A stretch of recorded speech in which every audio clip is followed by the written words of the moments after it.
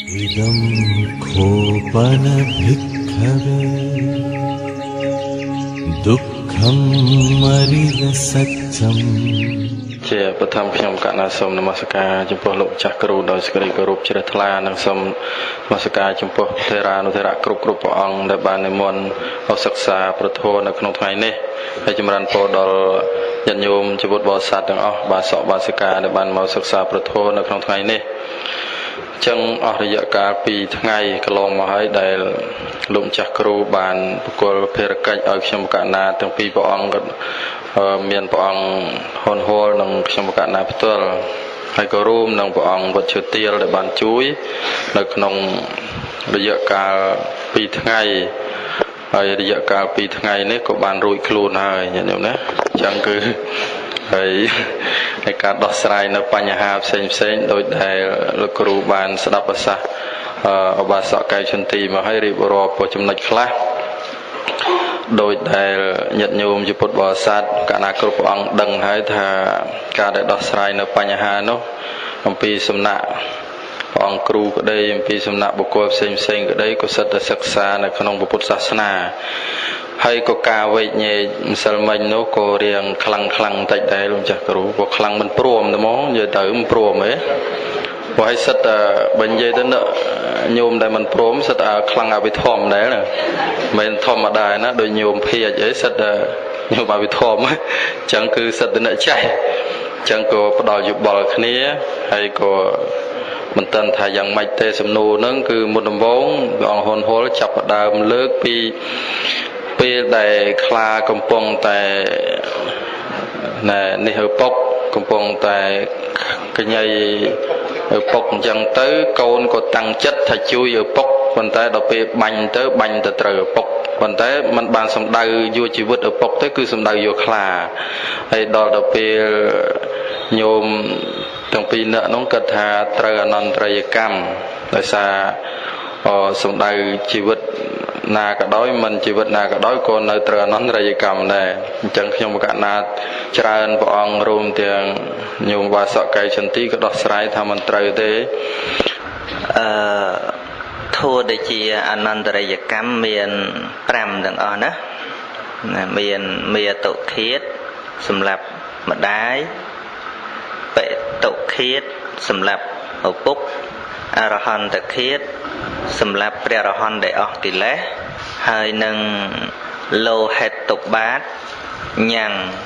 លោហិតព្រះសម្មាសម្ពុទ្ធឲ្យពោះពងហើយនឹងសង្ឃភេទបំបែកសង្ឃពិនសំណួរទី1នេះគឺពាក់ព័ន្ធនឹងសម្រាប់អ្នកមានគុណគឺឪពុកដែលកំពុងតែប្រយុទ្ធជាមួយនឹងខ្លាអញ្ចឹងជីវិតន្ត្រីមាន2នៅក្នុងអនន្តរយកម្ម1 2 3ពាក់ព័ន្ធជាមួយបាណាតិបាតអញ្ចឹងយើងត្រូវវិនិច្ឆ័យថាបើយើងវិនិច្ឆ័យទៅវាចូលនៅក្នុងបាណាតិបាតហើយបាណាតិបាតនឹងចំទៅលើបុគ្គល3ហ្នឹងគឺម្ដាយឪពុកព្រះរហន្តគឺអនន្តរយកម្មតែប្រសិនបើវិនិច្ឆ័យទៅវាមិនមែនជាបាណាតិបាតក៏មិនមែនជាអនន្តរយកម្មដែរនឹងចំណុចទី1ត្រូវចាប់ទៅនឹងឲ្យបានអញ្ចឹងយើងត្រូវសច្ចៈត្រូវចែកជា2គឺសមតិសច្ចៈនិងបរមត្ថសច្ចៈនិងបរមត្ថសច្ចៈអញ្ចឹងនៅក្នុងសត្វទាំងឡាយបើដកសមតិសច្ចៈចេញហើយវានៅសល់តែបរមត្ថសច្ចៈនៅក្នុងសត្វហ្នឹងអ្វីដែលជាតួផ្ដាច់ផ្ដាល់មិនមែនឪពុកមិនមែនខ្លាទេគឺតួជីវិតន្ត្រីយល់ទេគឺជាតួជីវិតន្ត្រីជីវិតគឺជាការផ្ដាច់ផ្ដាល់ជីវិតពាក្យថាខ្លាពាក្យថាឪពុកពាក្យថាកូនគ្រាន់តែជាបញ្ញត្តិអញ្ចឹងចំពោះបាណាតិបាតលើយើងវិនិច្ឆ័យតាមអង្គទី1បាណោសត្វមានជីវិតអត់មានឪមានជីវិតម៉ែមានជីវិតទេណាអត់មានខ្លាមានជីវិតទេណាគឺសត្វមានជីវិតហ្នឹងហើយសត្វមានជីវិតទី2បាណសញ្ញតាដឹងថាសត្វហ្នឹងមានជីវិតទី3វតកៈចិត្តតាំងគិតនឹងសំឡាប់ទី4ឧបកមោព្យាយាមនឹងសម្លាប់ ទី5ទេរណមរណងសត្វស្លាប់ដែលព្យាយាមនោះក៏ប៉ុន្តែនៅក្នុងការសម្លាប់នោះសត្វមាន2តែចេតនារបស់យើងយកបុគ្គលកយកជីវិតកតើតែយើងបាញ់ព្រួញភ្លិតទៅវាទៅត្រូវខអញ្ចឹងវាខុសពីអាខាងដើមខុសពីអ្វីដែលសម្ដៅយល់ទេខុសសម្ដៅជីវិតឃើញអត់ហ្នឹងហើយឃើញខុសសម្ដៅជីវិតអញ្ចឹងបើកាលណាយើងបាញ់ខ្លាមានន័យថាយកជីវិតខាងនេះទេវាតាមអងរបស់វាមកអញ្ចឹងវាតាមអញ្ចឹងប៉ុន្តែដល់ទៅវាផ្្លាត់ទៅត្រូវខទៅវាខុសសម្ដៅឃើញអត់ខុសសម្ដៅអញ្ចឹងវាមិនមែនជាបាណាតិបាតទេប៉ុន្តែវាជាទុច្ចរិតវាជាទុច្ចរិតកម្មមិនបាបទេណាថាអត់ត្រូវអនន្តរិយកម្មហ្នឹងត្រូវពុកបឹកងាប់ហើយអាងទៅថាអត់មែនជាអនន្តរិយកម្មជាតអទៅ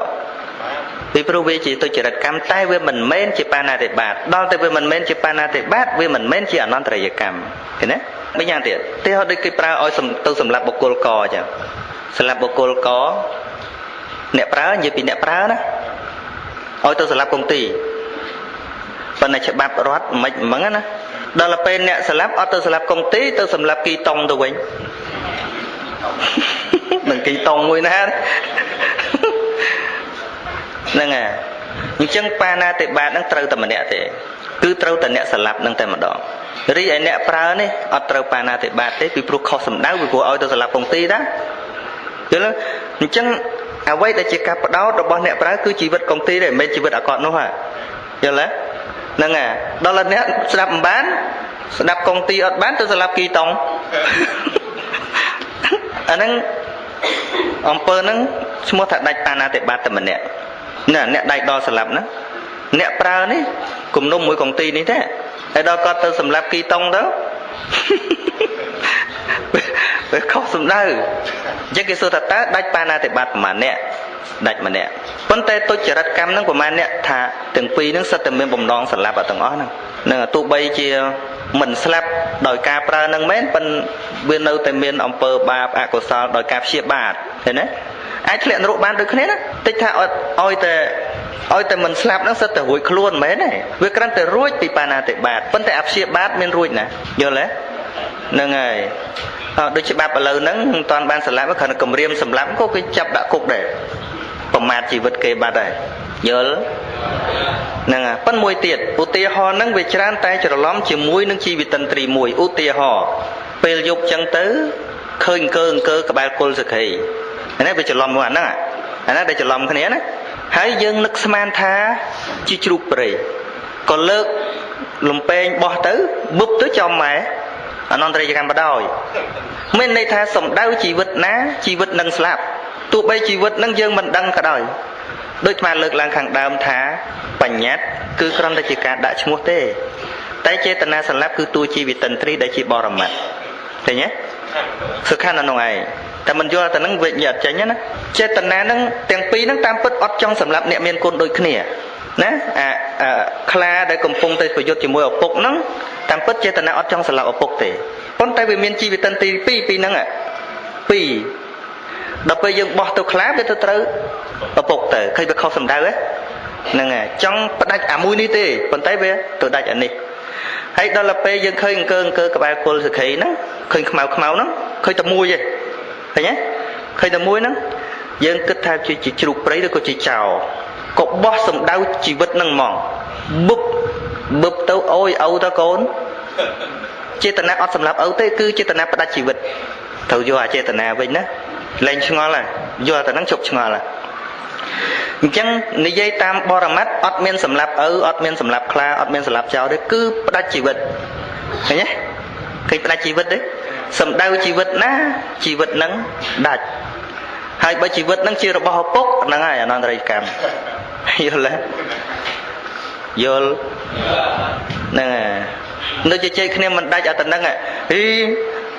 មិនក៏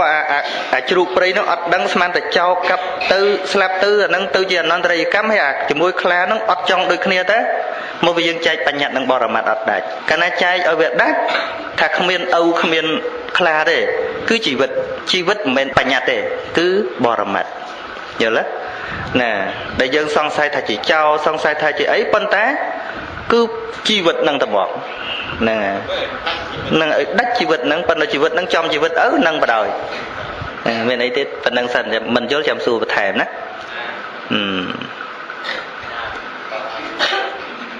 មានតវ៉ាអុយតវ៉ាតើមានអីវេទិកាសាធារណៈមានតន្តាឈប់អុយតវ៉ាណាតែមិនអស់ឆ្ងល់ត្រូវទៅតវ៉ាហើយហ្នឹងហើយមានសំណួរហ្នឹងនេះមានគេសួរយូរហើយអាត្មាក៏មិនបានឆ្លើយទេពាក់ព័ន្ធរឿងហ្នឹងទៅបើឃើញមិញមានតាំងពីបរិញ្ញានៅពោធិ៍សាត់ណាបាសិកាហងតុនសួរលោកម្ចាស់គ្រូសូមលោកម្ចាស់គ្រូជួយបំភ្លឺថាតើកូនសម្រាប់ឪពុកម្ដាយដោយវិធីណាដែលមិនត្រូវអនន្តរយកម្មនោះអង្គសំណួរនោះក៏គាត់រៀងច្រឡំដែរមានសម្រាប់ឪពុកម្ដាយអត់ត្រូវអនន្តរយកម្មមែនមានកលឹះព្រះអង្គថាហ្មងព្រះអង្គសំដែងហ្មងសម្រាប់ម្ដាយសម្រាប់ឪពុកអត់ត្រូវអនន្តរយកម្មទេសម្រាប់ស្ដេចអត់ត្រូវបាណាតិបាត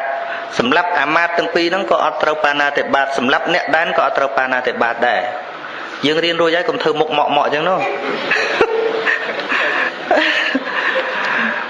ហ្នឹងហើយដែលថាសម្រាប់ម្ដាយអត់ត្រូវអនន្តរយកម្មព្រះអង្គប្រៀបធៀបថាម្ដាយគឺតណ្ហាសម្រាប់តណ្ហាដែលជាម្ដាយសម្រាប់មានអ្នកដែលជាឪពុកណាហ្នឹងហើយម្ដាយតណ្ហាហ្នឹងមានអន្តរយកម្មអីមានអ្នកហ្នឹងអាម៉េចបានជាព្រះអង្គប្រៀបអញ្ចឹងតណ្ហាហ្នឹងប្រៀបដូចជាម្ដាយដោយសារម្ដាយតែងតែមានសេចក្តីស្រឡាញ់កូនស្រឡាញ់ជាប់ជំពាក់ណា